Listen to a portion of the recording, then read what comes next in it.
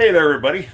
I needed to get in the shop because, well, it's hot outside, and I'm not exactly getting bored of doing the work on the Z, but I needed to do a little project. So that's basically what we're doing today. So welcome to Z-Wing's Workshop, and hopefully this is going to be enough for some people to figure out how to make one of these.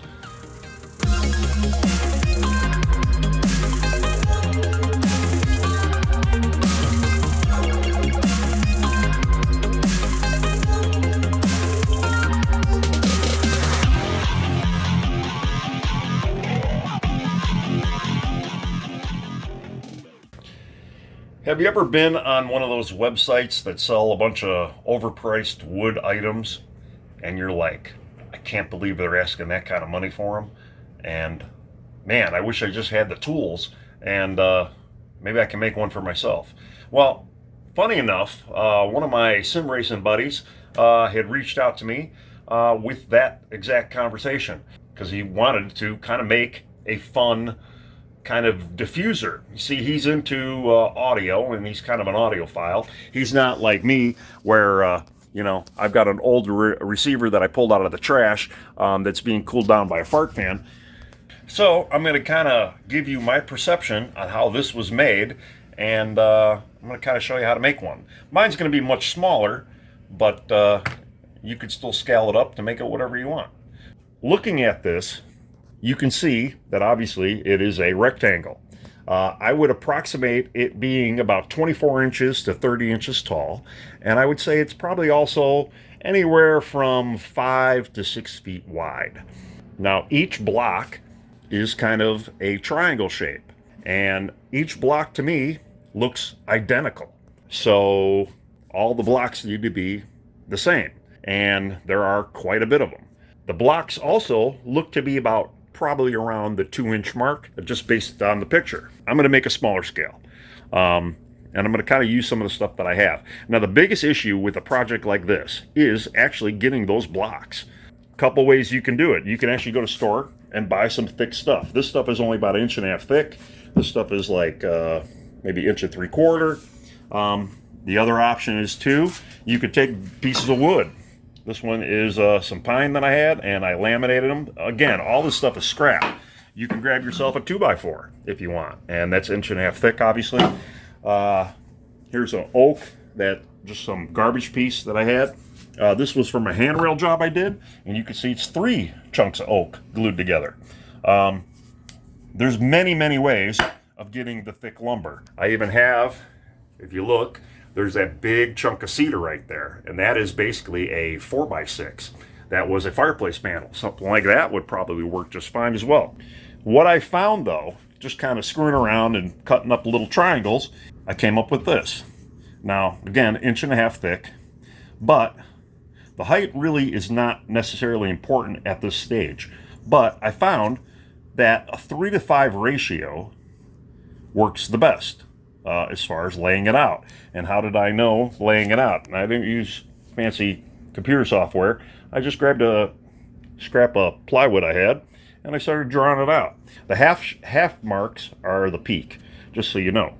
So obviously it starts in the middle of the piece. You have the 2 blocks, top and bottom. Then that one kind of splits the middle of it, and then they slowly, each block just keeps going. Once this block hits there, the next block does. That creates the spacing for this. And as you can see, and based off the original picture, these start to arc. And then this kind of fans up. This is what I'm saying is probably the correct ratio based on that picture, a 3-to-5. So if you were going to make the block 3 inches wide, you'd go 5 inches on the base. Now the angle of the peak, I'm using my saw, and I've got a lock on the saw at 31.6 degrees, which is for crown molding and stuff like that. So that is a good lock. That's actually what I used for here. The biggest key to a lot of this is having the same thickness material. Now, this is where a planer would come in handy, but you can still get decent results with your table saw. Again, I'm using a 31.6 degree angle because that's what my saw does. the height, or at least what we're going to rip it to. I'm measuring 2 inches even. So I want to get this stuff down to 1.5 inches thick. So that's what I'm going to end up doing first. Right now we've got 1.5 inches by 2 inch tall. Now I also have them stacked like this because I'm running the sander over everything, and that will help flatten them out as well. All right, so I got all the sanding done. I would absolutely recommend that you do all your sanding while it's still in stick form. You're not going to be done with sanding, but to get it done while it still is a solid stick would be great. I got the saw set up at the 31.6. Again, that's where my saw locks. We're going to go with that. That worked. You can see I have a piece of block here. It's clamped in. It's not moving. You cut your piece.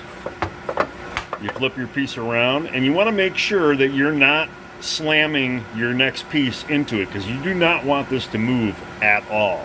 Just take a slow cut so you don't get chips. Keep the saw buried.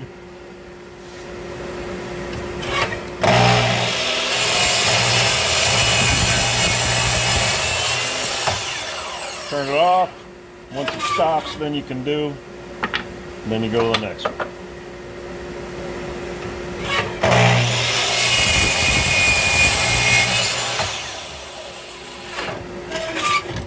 Now, I am just short of actually making that last cut. I'm going to save this though for another, for possibly something I might use later. So let me go through, grab a bunch more of these pieces I sanded, and let's keep cutting.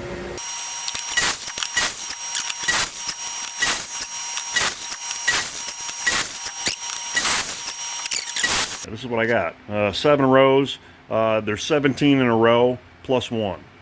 And what I've noticed too, as I was going through it, you know, because you're taking a triangle and you're flipping it around, so you're almost using the whole linear length of your board.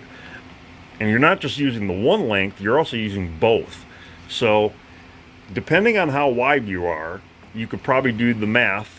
You know, obviously you got to take up like a saw thickness and whatnot, but you should be able to kind of figure out the math. What I'm going to end up doing now is I am going to just kind of start arranging them and see how big I can make with what I have, and then I'll decide if I want to make more or less. I'm actually kind of shocked that I even had plenty, because we are 11 tall, and we have 6 peaks going each direction with a center run. And I still have a few extra of these other blocks to kind of fill in some of the gaps. All right, so now what do I got to do? Well, sand everything and stain it. And then I got to take a measurement of what we have here so I know to make the plywood just a hair bigger, and I know I have a piece that's roughly around this size. But as you can see, this is what I'm doing. This is 220. And again, I'm hitting the edges just to break the edge. Yeah, I got quite a bit to do. This is the tedious. This is the part when you look at the price and you see the guy and they want crazy amount of money for it. It's because somebody has to actually go ahead and do all of it. Well, I'm not going to lie, but yeah, that sucks. And the other thing too, I had a couple where they split and I had to glue them back together. I'm actually at the computer right now. I got the picture of what we're working on the screen here. And I kind of wanted to just kind of show you what's going on and some of the method of my madness. Now let me tell you right now, the thing that I know I've got right. We obviously know that the thicknesses of everything needs to be consistent. The other thing too is I said a 3:5 aspect ratio on the very bottom is correct. And I still believe that's probably pretty close. They are longer than they are wider. Something else though that I noticed is if you look at a lot of these, it kind of has like a curvature. But then if you look at the top, you can see it's not that great up in here. Now if you go back to mine, and here's that picture that I made, you know, here's the center row right here. It's more of a angle. So my thought is there's probably something hidden in this. Now, again, I'm working just off of this picture. I have not done any other research other than looking at this picture, and I'm trying to recreate it. But I will say that I do like the curvature. even though you're not getting it on the top and bottom. So my thought is that some of these blocks, as they are cut into here, they are actually cut and fitted, which means they're probably taking off a little bit of this to kind of get it tight, to kind of make that tight radius. And I don't think the ratio really matters. Whether it's 3x5 or 6x9, I really don't think it matters. Again, I did a 31.6 degree angle for the cut here. I don't think that matters either. It really could be whatever you want. This guy here, this is a 6x7 ratio, and this is a 22.5 degree angle. The lower the angle, the taller the block is going to be, because you obviously still want to have a decent footprint. You know, if this was so skinny, you would have so many of these blocks. Again, nothing's right or wrong. It really just depends on how you want to make it. But I do like the curvature here. And I think the only way to truly get that curvature is to actually cut some of these blocks. Now, that's the same thing that I'm going to have to do here. Some of these blocks are not going to make that curvature unless they're going to get cut. There is no perfect way. Now, if I was looking at this straight on, I'd probably be able to see that some of these haven't been cut. Now, you could call it a lack of confidence or whatever you want, but I had to consult some of my childhood friends to kind of see what they thought about it, because they all are experts in the field. And what do you guys think? All right, so I want to thank the Decepticons for their help in the inspirational confidence that they instilled in me. They had to get back to world domination, and eventually, at some point, I'm making cases for all of my Transformers. Now, how many G1 Transformers do I have? Just about all of them. So, if you want to see, eventually, those cases being built, remember to like and subscribe, and eventually it's going to happen. Probably before I get to my kitchen cabinets. Now, in full transparency, I am making the video and kind of figuring this out as we go. So it's kind of one of those things. I don't really truly believe there is a right or wrong. You can make this however you want. But back to the project at hand. Here's the piece that I decided to use for the backer. And as you can see, I already kind of marked out some center lines here. I'll use the square for the 90. This is a straight edge. This is obviously where the starter row is going to go. Now, this technique I'm using with the tape measure is something I've honed many, many years doing drywall. And sometimes I'll take the drywall knife as well. I'm sure you've seen people do that before. Now, something we always do is we'll X. That's where the row is going to go. Now, for the radius, I've done something fairly simple. I just took a piece of scrap cutoff that I had. I drilled a hole, and that's where the pencil's going to go. And then I've got kind of like a divot where I'm going to use my little pick here. I am going to go off the center line that I had marked, and I'm going to use that because that should kind of give it a roundness.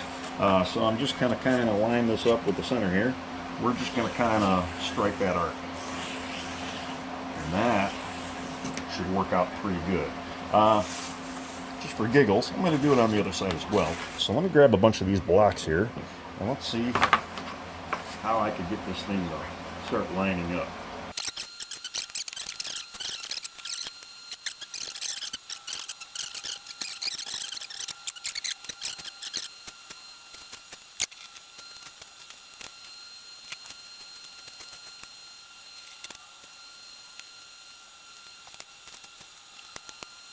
That actual arc, for whatever reason, I must have nailed it pretty good, because we've got, you know, as far as spacing goes, it worked out pretty good to where I only have a little bitty block here. Now, I could probably trim, obviously, the block to go here, and then, in theory, I could take both of these blocks and trim it the exact same dimension that I do on this, and then tighten these guys up a little bit. And then I could kind of work from there. As far as the spacing goes here, I kind of just eyeballed whatever the spacing is there to kind of give it that little bit of an arc. Let me decide on what I want to do for the color. Once we're done, once I come back, they should all be stand up. All right, so when coming up with color, I did want it to kind of do like a two different colors. I did one triangle, and I wasn't really digging it. So I said, screw it. I made them all ebony.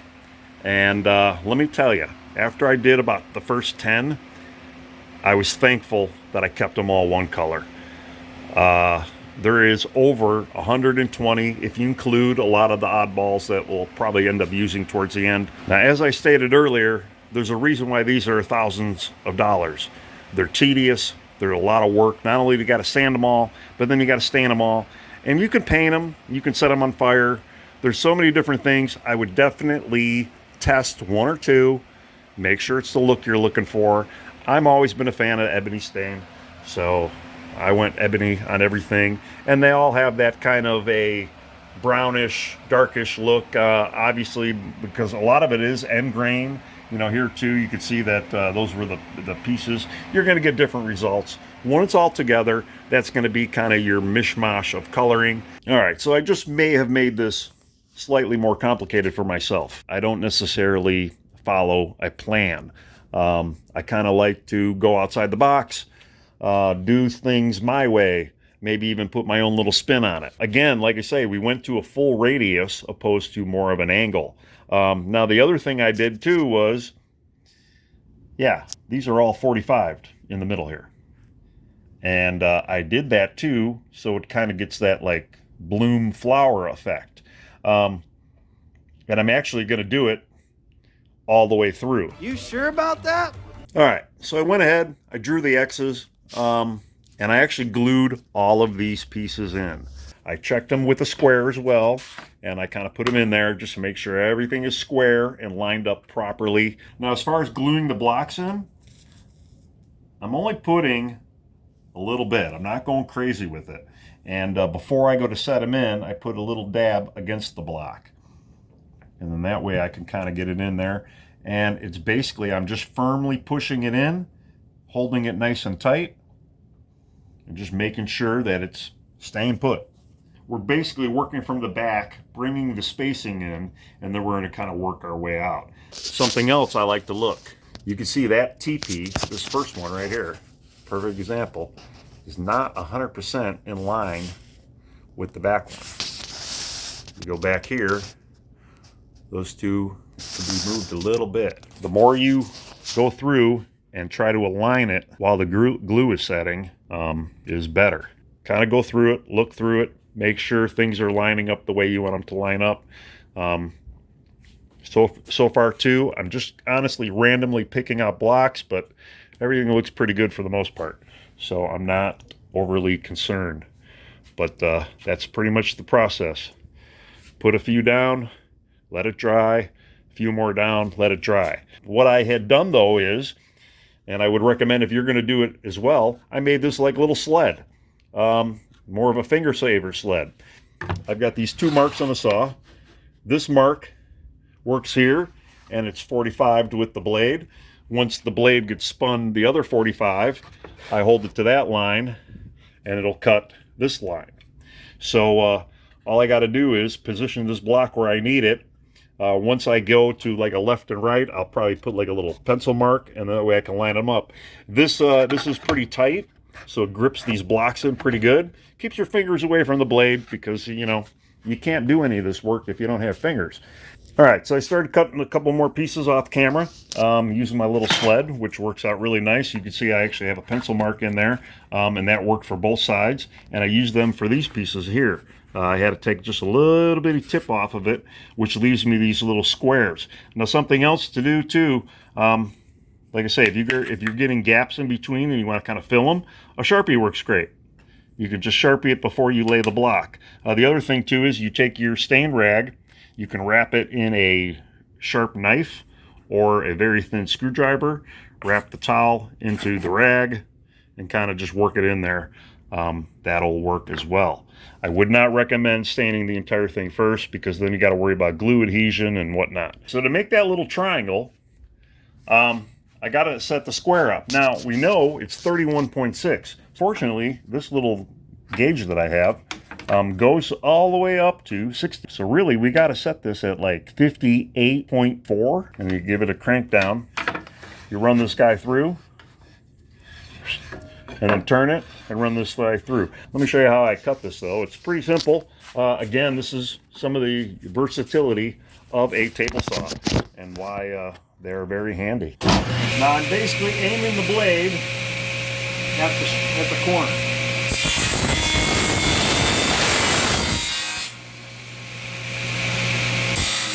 Take one more pass. That second pass is to kind of give it a nice and straight. It'll naturally want to pull back. Now I'm aiming for that same point.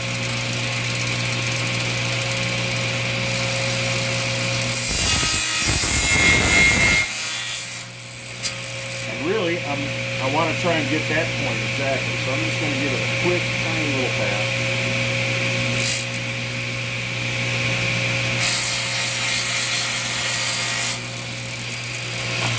Alright, so now I got the little sharp point. I will go to the saw. I use the corner.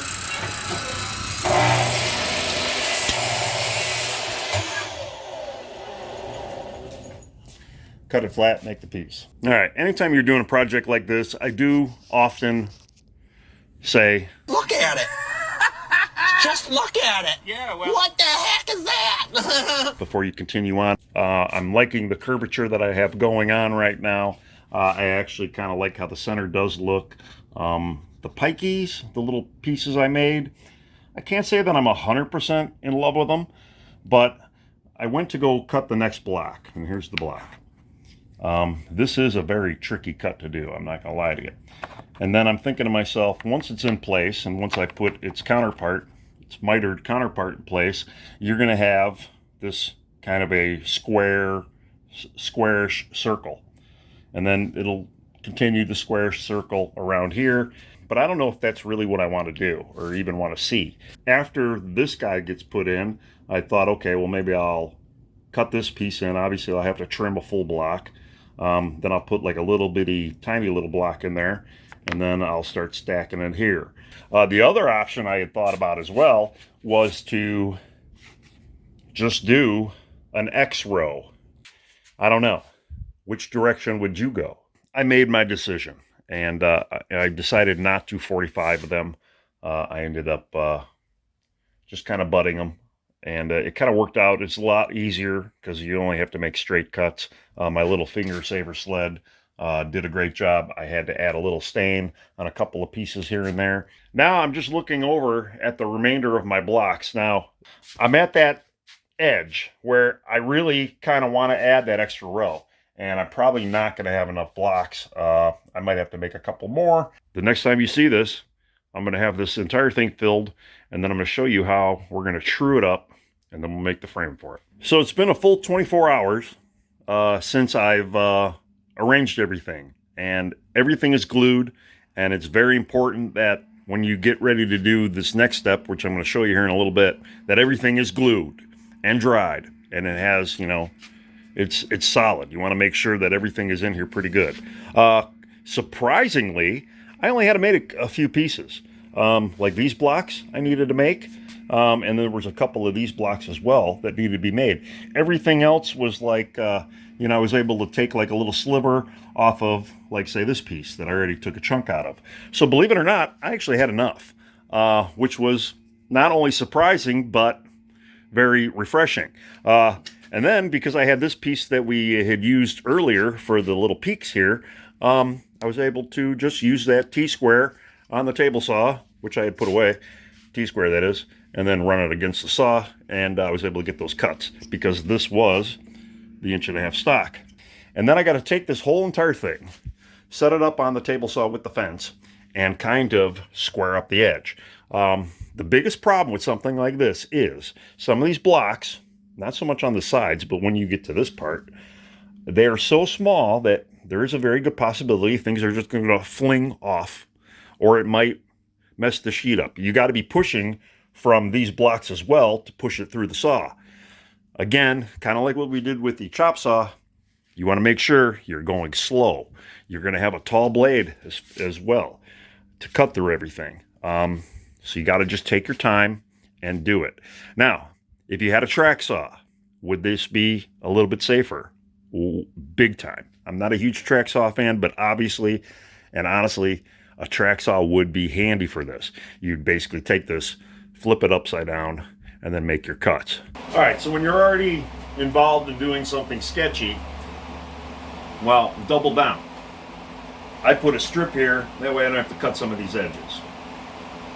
I don't recommend that you do that. Just use a larger sheet to begin with and let it overhang, or trim back these blocks. I've been doing this for a while, so I really have no problem doing this. Again, you're just going to go slow. Let me kick on these. You can already hear the one fan. Let me get the exhaust fan for the saw going, and we'll get this guy cut. Again, take your time. Make it slow.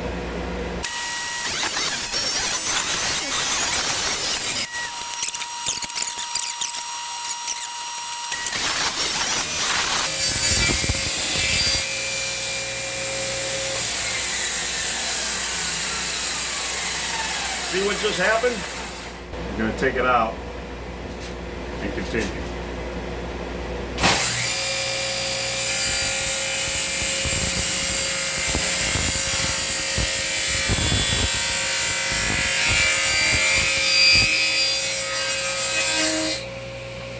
This again is sketchy, but if you watch what I do and how I'm going to position myself, and let me move the camera, I like to stand behind the fence and kind of guide it.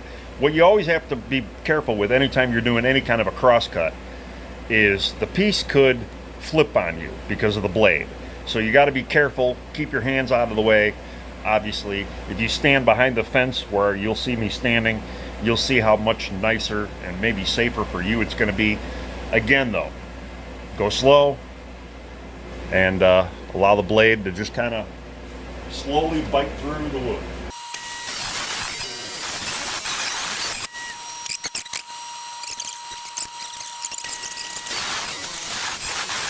I'm totally pleased on how that turned out. We got good equal cuttage on both sides. Again, going slow is going to prevent some of this stuff from happening. Apparently, might not prevent it all. Sorry to say, but I'll touch that up with a little stain and it'll be fine. I kind of like the rough sawn look, so I'm thinking about using that for the exterior. So what I got to do is I got to cut a couple of chunks. Now, how tall do you go? If you go back and look at the original drawing, the frame actually ended around here. I actually want to make the frame covering the tips here. So I'm going to go probably 1/4 inch taller than here. But then we got the bottom. Now, something that we have to think of, how are we going to mount this to the wall? Well, let me do that first, and then we'll cut this stuff up. To hang this on the wall, we're going to use a basic pinch cleat.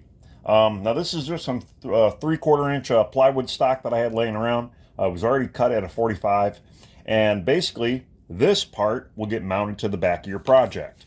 You know, you'll have the backer plate, and then you'll have, you know, your little bumps outs like so, and this gets mounted to the back.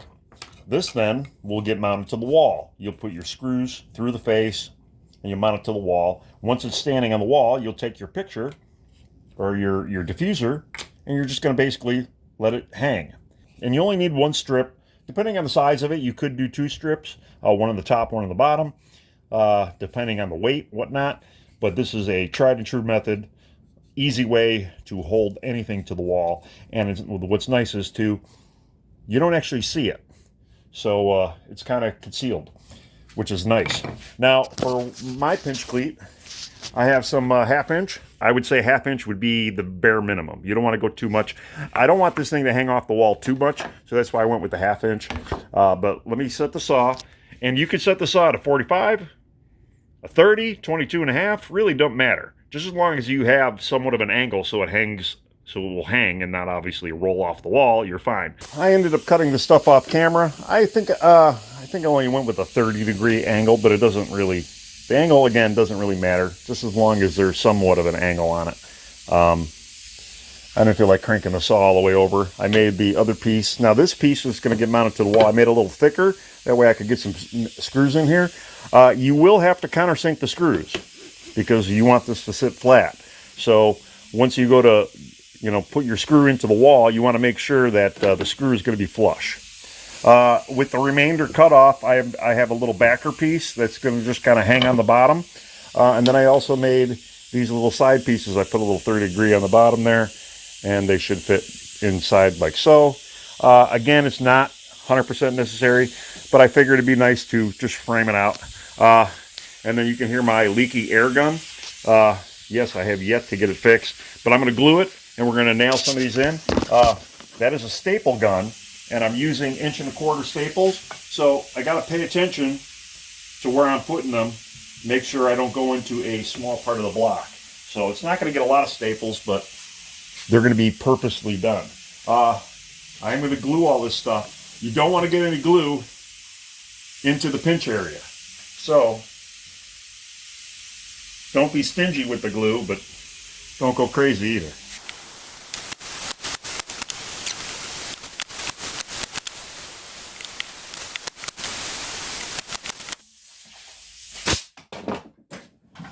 Okay, with that done, like I say, I'm going to cut this a little short, probably about 1/4 inch or so short of overall.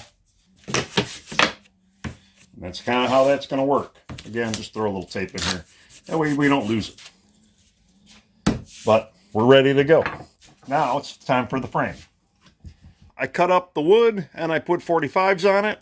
If you're upset that I didn't show you how to make a 45 frame around this, if you've gotten this far in this part of the process, and if you can't do this part, you might as well just take all your tools back to the store.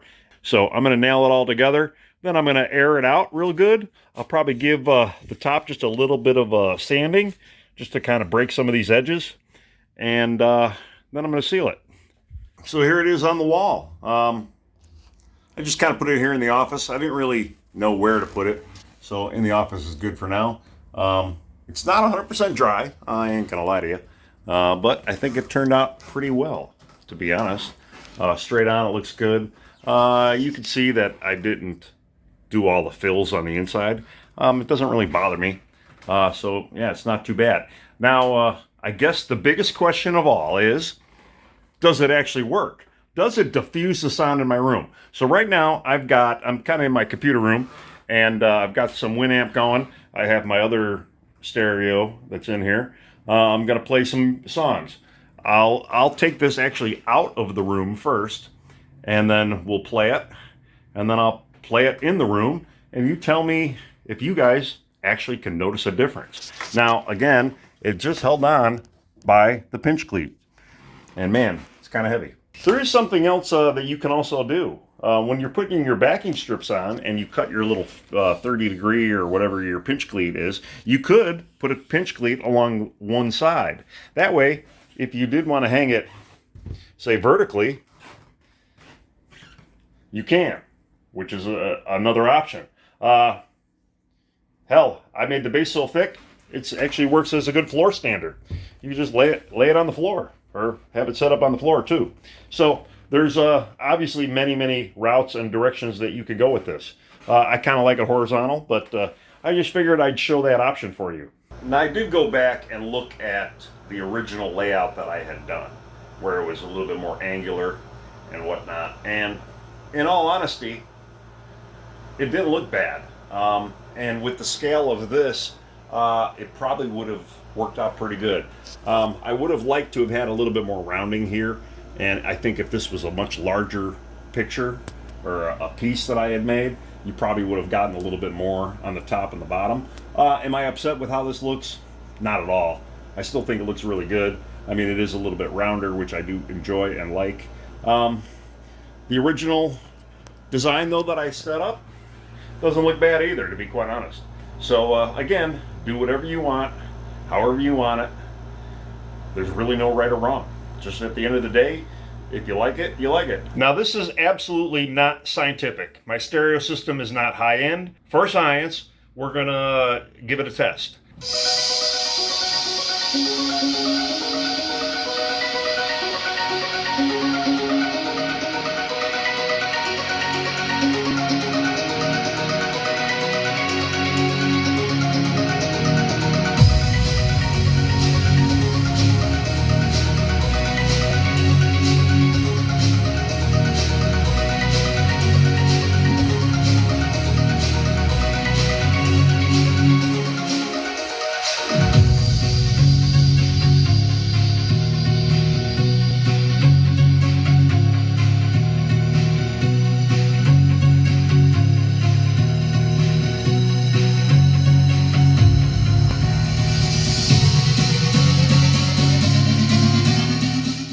Now, how would I rank this as a project if you actually wanted to do something like this? Well, I would say you're going to learn quite a bit about precision. You're going to learn a lot about repetition. It's not overly hard to do, but as a beginning woodworker, you might struggle with it a little bit. And honestly, for someone like Kyle who drives for a living, you know what? It's probably going to be almost the perfect beginner project for him because he's used to precision and repetition, and that's not a bad deal. I do enjoy it. It looks great on the wall. Again, I'm not 100% sure if it really makes a difference, but I didn't really do it for sound. I'm practically deaf as it is. So anyway, like and subscribe. Please comment if you have any questions, and I'll see you guys on the next one. And I always have a lot more fun things going on. So anyway, I will see you guys on the next one. Thanks again for watching. Bye now. And if you think I didn't notice that cool lamp in the corner, well, maybe I'll make it for another project.